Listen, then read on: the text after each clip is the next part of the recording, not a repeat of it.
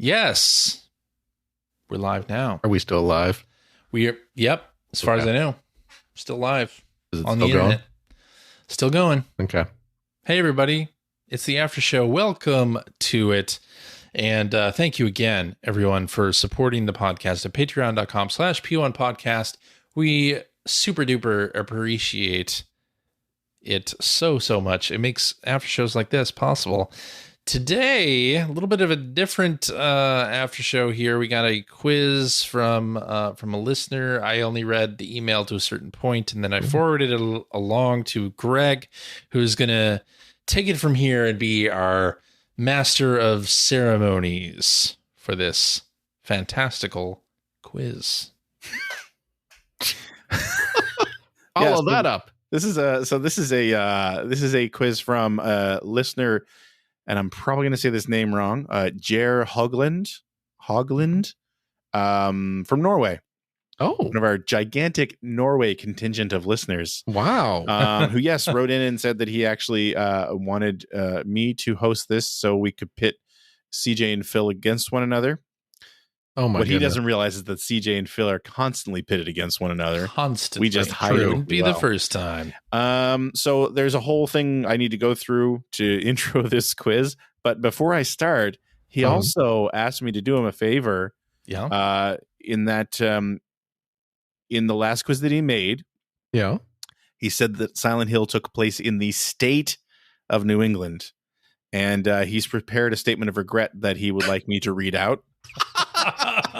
It said, I'd appreciate if you could read it out in full on air. So here we go. Wow. Quote, I state my regret, unquote.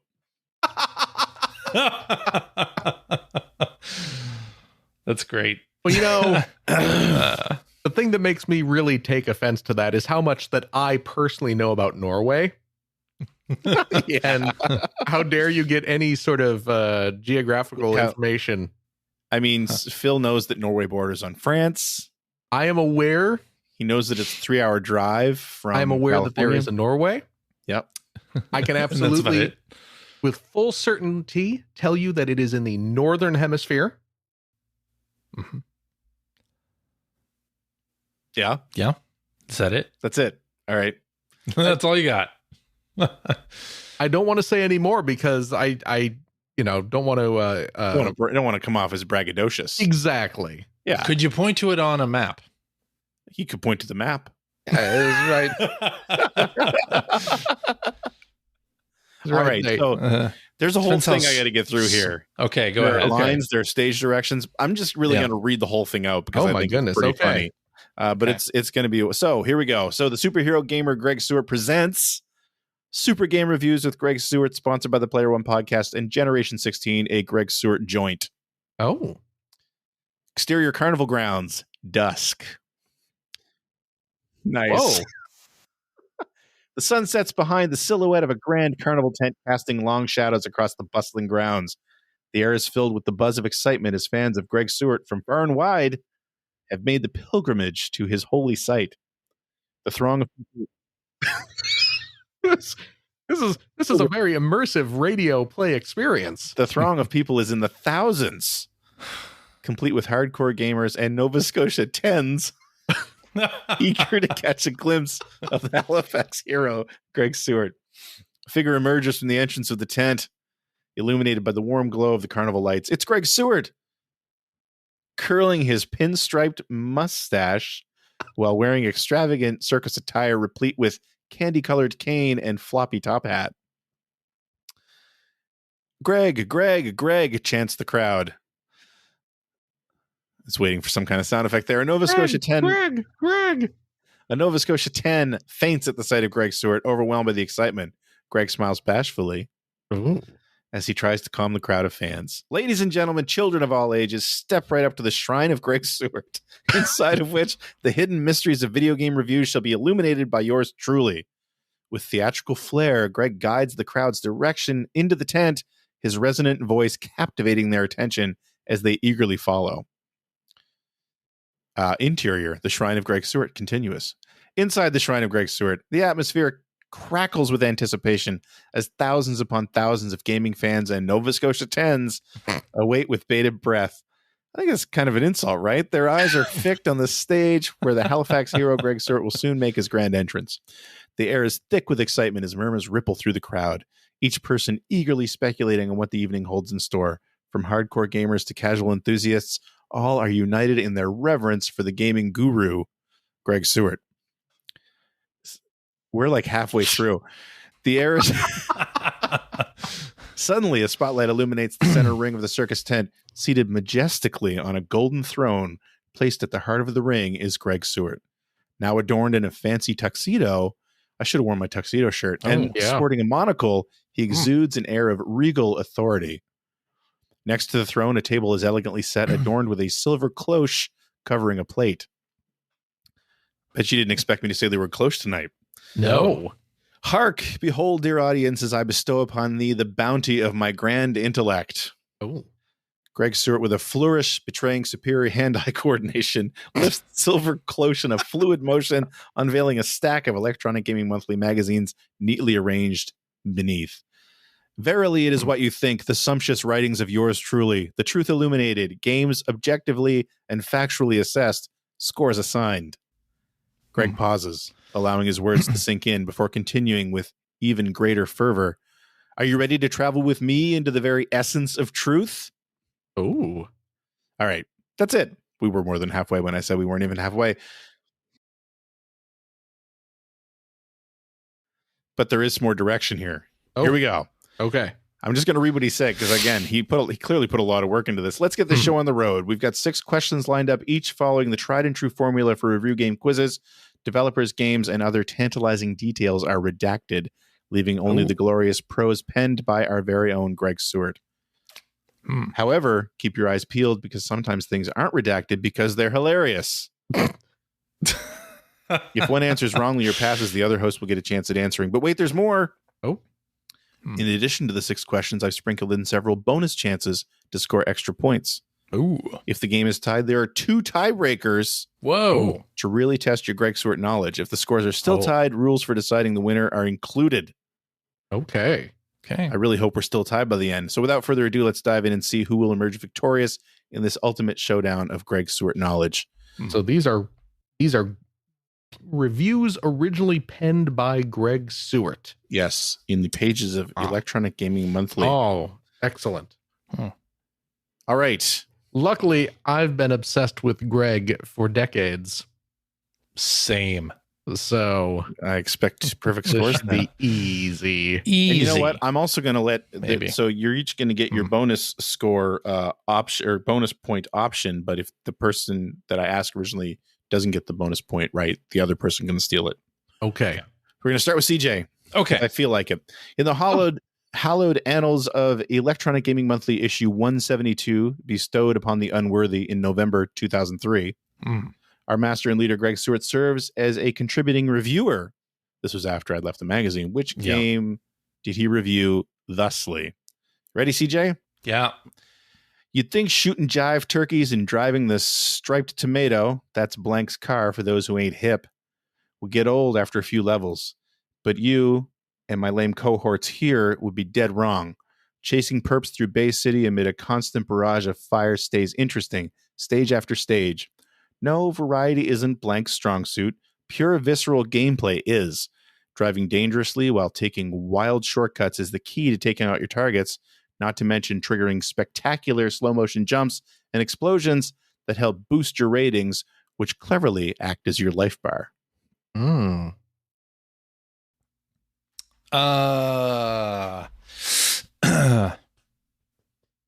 This driver San Francisco? Is that your final answer? Sure. You're going to hit that buzzer. Oh, you want me to hit the buzzer? Well, I don't have it. Well, now I got to load up the buzzer. Jesus. Buzz. All right. No, you're wrong. I'm wrong. Okay. Phil, you got a guess? Starsky and Hutch. That is correct. Oh, That's not a guess. That's a fact, baby. Mm-hmm. So Strike here's tomato. damn. here's the that was the giveaway. Here's That the bonus was. point. Here's the bonus point. You ready? Oh, okay. What was the score? Ooh. Oh. Ooh. Could I ask you to read it again? You think shooting jive turkeys and driving the striped tomato, that's Starsky's car, for those who ain't hip, There will it get is. old after a few levels. But you and my lame cohorts here would be dead wrong. Chasing perps through Bay City amid a constant barrage of fire stays interesting stage after stage. No, variety isn't Starsky and Hutch's strong suit. Pure visceral gameplay is. Driving dangerously while taking wild shortcuts is the key to taking out your targets, not to mention triggering spectacular slow motion jumps and explosions that help boost your ratings, which cleverly act as your life bar. Well, it sounds like you liked it. Sounds like you were the lone voice of positivity. Does sound that Didn't way. really have anything negative to say about it other than not a lot of variety, but you didn't even mind that. I'm going to say an 8.5. No, No. wrong. Sorry. CJ, do you want to try and steal this? Sure. Let's say a 7.5.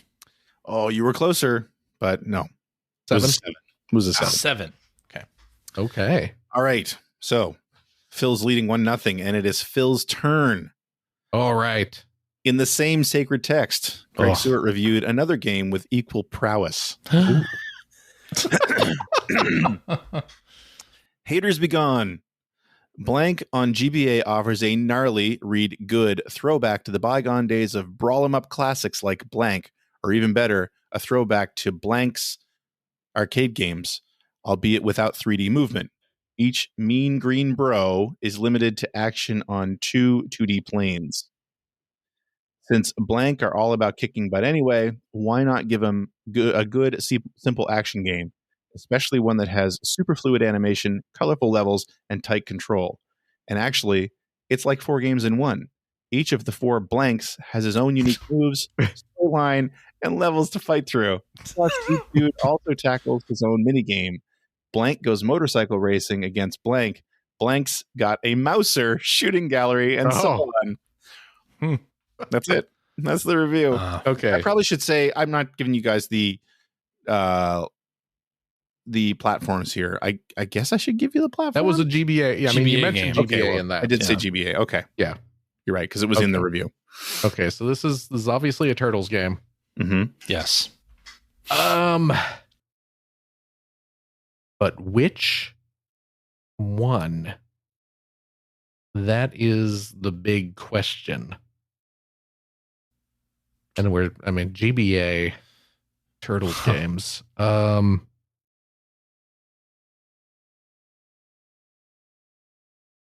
just, you know what? Oh God. I'm just going to say TMNT. And you would be correct. Yes. It was TMNT. The one based on the CG animated movie. Mm-hmm. Yes. Huh. I'll be honest, I don't even remember reviewing that. Here you go. Bonus point for guessing the score. 7.5. Very well done. It was a 7.5. What? Yes. Look at CJ, that. you're down 3-0 after I round know 1, my my friend. Greg. Wow. Yeah. What can I All say? right. Moving on. CJ, it's your turn again. Okay. I'm going to let you know that this is on the Xbox. Okay. In issue 166 of Electronic Gaming Monthly, May 2003, back when it was at its peak, that hurts me because I'd already left, Greg Stewart penned a review that has been discussed with reverence ever since. Oh. Which game does he describe in such legendary fashion? Ooh. I love a good kart racer, especially one like this where the go-karts are actually based on the real thing. But with Blank, striving for realism might actually limit the appeal. Since most kart games are built upon recognizable characters and over-the-top special attacks, like in Blank or Blank, the generic karting feels too bland. It's a shame, really, since it's a solid racer with smooth visuals, a bouncy soundtrack, and some creative track designs.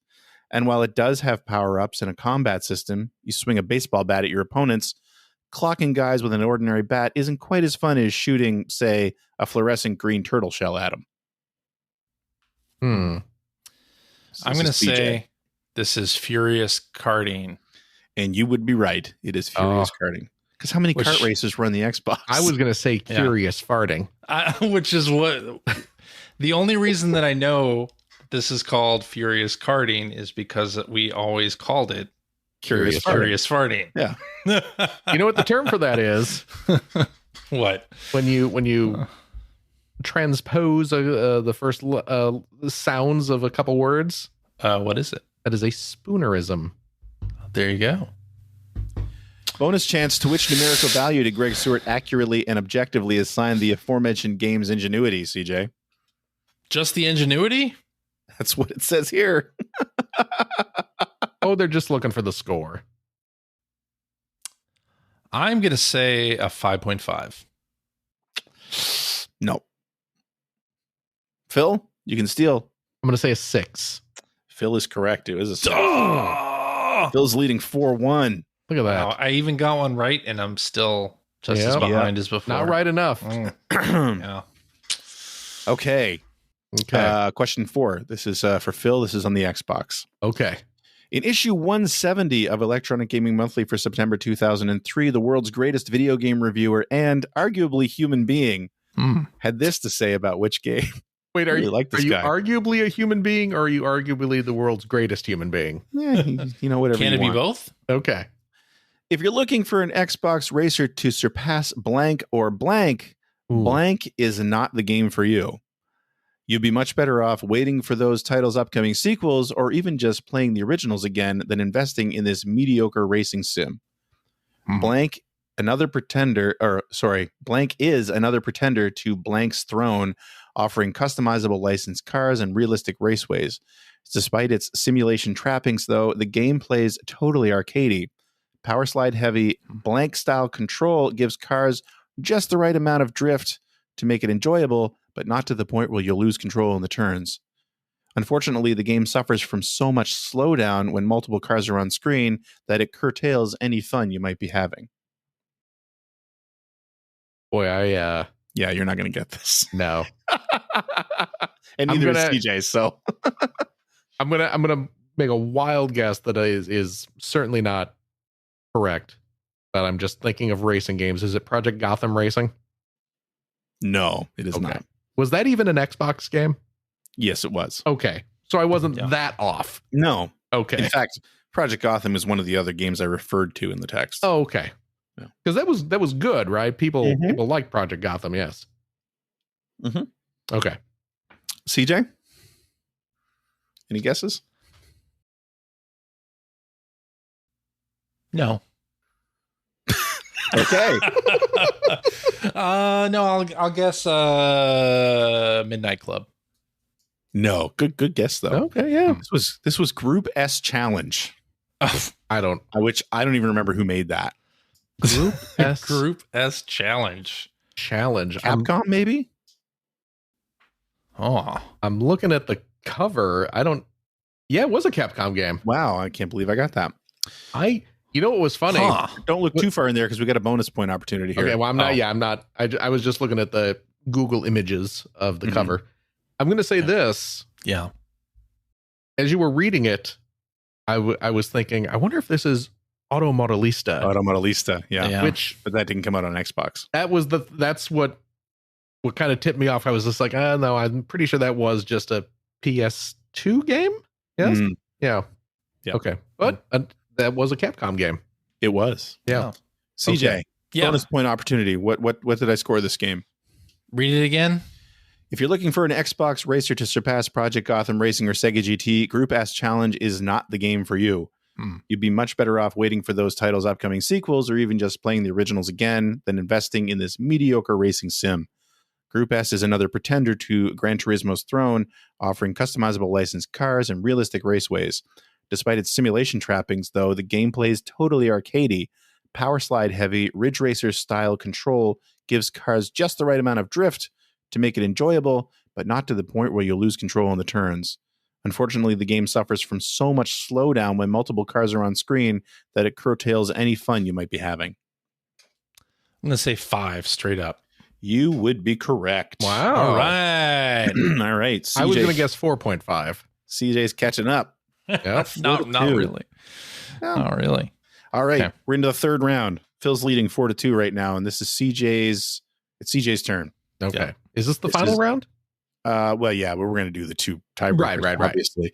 Yeah. So, question 5. This is a game for the Xbox. Okay. In the same issue, 170, September 2003, Greg Stewart took umbrage with former fourth chair Greg Ford's ludicrous take on which game. I think Ford's letting his crush on Marky Mark cloud his judgment, because I wouldn't even rent this game if it were free. My big problem is that the radar in blank is completely useless. Including a rough street layout map like in blank or blank would have improved the gameplay dramatically. Excuse me. As it stands, the boring, repetitive, and annoying missions will only frustrate you. If you must drive a Mini, buy the much better and much cheaper blank on PS1. Oh. Shit. What's the name of that movie? This couldn't be easier. Phil's going to get it if you don't. I'm not. What's the name of that movie? I don't remember the name of it. What's funny is I know the game that you blinked out at the end of the review, the PS1 version, the PS1 game. Shit. What is the name of that movie? You're disappointing me, CJ. Shit. I can't remember the name of the movie, so I'm just gonna say. Why are you shaking your head? No reason. He's disappointed. Oh, he's damn disappointed it. in you. It's right there. It is. It's right fucking there. It is. Oh, and I don't know.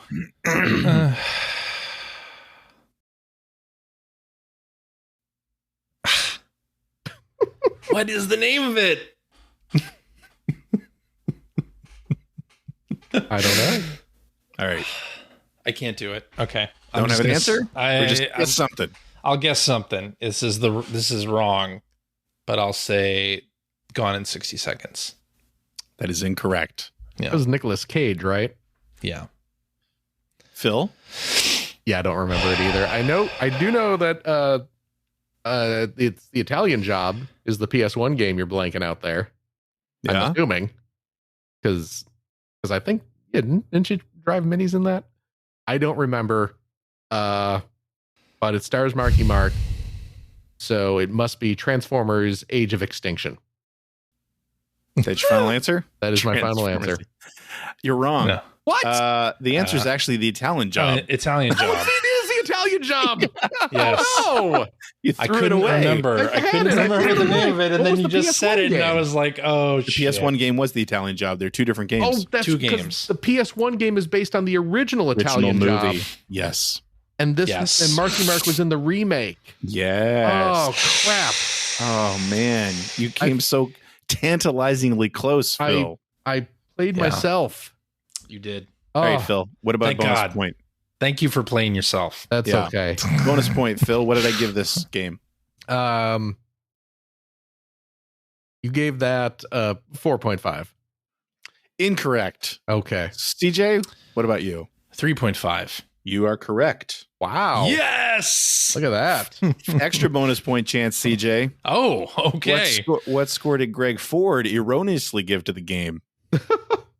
7.5. Incorrect. Phil? Do I get to guess? Yeah, I said your name. It must not have come through. Well, yeah, I did not hear that. Yeah. Ford gave that a 6.5. You are correct. Oh my gosh, seriously? Oh my God, this is crazy. And this was followed by, do we really miss Greg Ford? All right. Wow. This game, I don't know, man. It was getting closer and then it's getting further away. Phil is leading 5-3. Oh my goodness. This is the final question of the third round. Phil, this is for you. This is a PlayStation 2 game. In the Electronic Gaming Monthly issue 170 for September 2003, Greg Stewart had to drop the hammer on former fourth chair Ethan Einhorn. Oh. It is rumored that Ethan resigned from EGM because of this deserved public shaming. What game What was system the is this for? PS2? What PS2, game was okay. the downfall of Ethan? Okay. Right. I bet Ethan wouldn't be half as tough on this game if it starred one of his idols like Indiana Jones or Britney Spears. Yes, this series has sucked for a long time now, and yes, blank is a bit rough around the edges, but that's no reason to be so hard on it. I think the biggest problem is that the developers are trying to do too much here, and none of it comes together quite as well as it could. It's as if the game could have used a few more months' refinement. That said, at its most basic level, this is a return to the original blank formula that worked so well so many years ago. The levels are well designed and inventive, and blank actually raids a tomb or two. There's very little so it fighting. is what I was thinking. There's very little fighting, and the puzzles are engaging and intelligent enough to keep me interested in the game. Oh boy. I don't remember what any of the PS2 era Tomb Raider games are called. God.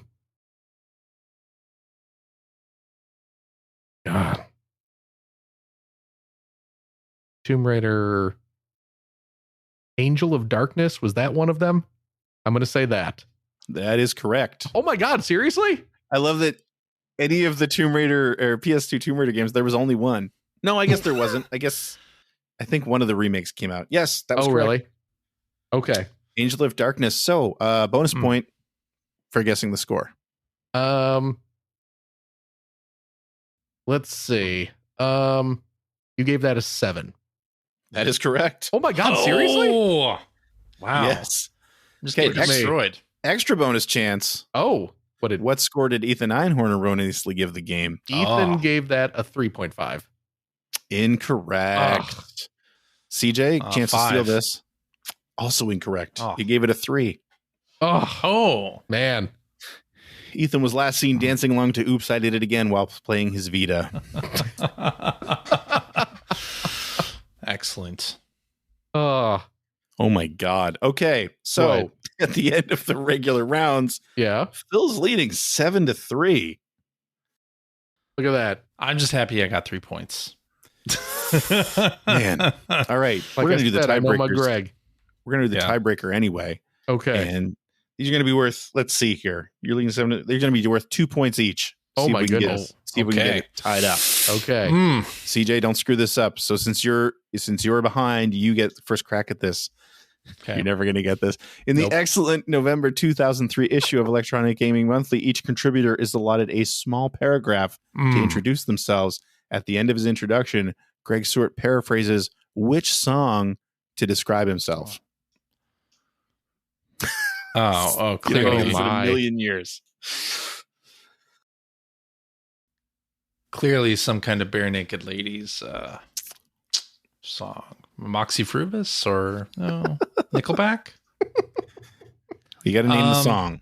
You're not going to know any of those songs. So. I'm going to say it's Right Said Fred. I'm Too Sexy. Of course. Good try, but wrong. Damn it. Phil. Oh, what you got to guess?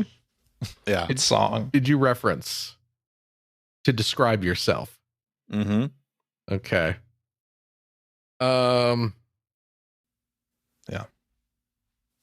Oh boy. Ants Marching by the Dave Matthews Band. That'd be more of a Dean Hager thing. But, also wrong. It was Run DMC, King of Rock. I see. There you go. All right. Tiebreaker number 2. Okay. This is worth 4 points. Okay. Oh my. Yes. This is for CJ. Greg Stewart, our master and leader, was likened to which Nova Scotian fictional character in his contributor description in issue 170 of Electronic Gaming Monthly?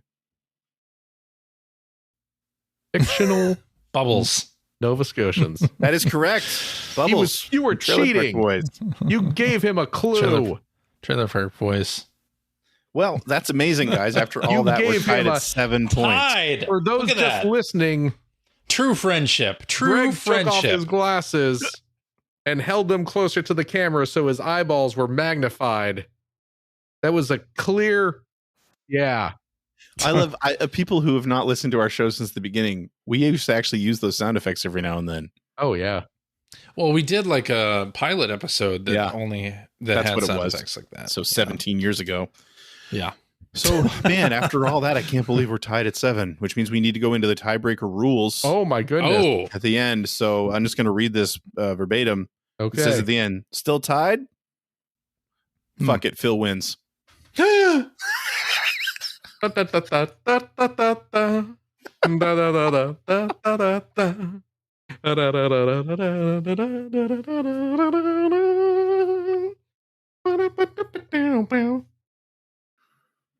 CJ looks like he's going to cry. That's right. Anyway, that was a lot of fun. Hooray! Thank you was so fun. much. I'm the true Greg Spurt. Thank you so much, Jared, for sending that in. That was a lot of fun. Yeah, that was really fun. And I was shocked at how well you guys did at that. I know, right? Yes. I've been watching you, Greg, all these years. It's a little creepy. Paying close attention. Touching at the well, right. touching in a creepy way too, but in a kind of way. Logging everything you do in my stack of notebooks.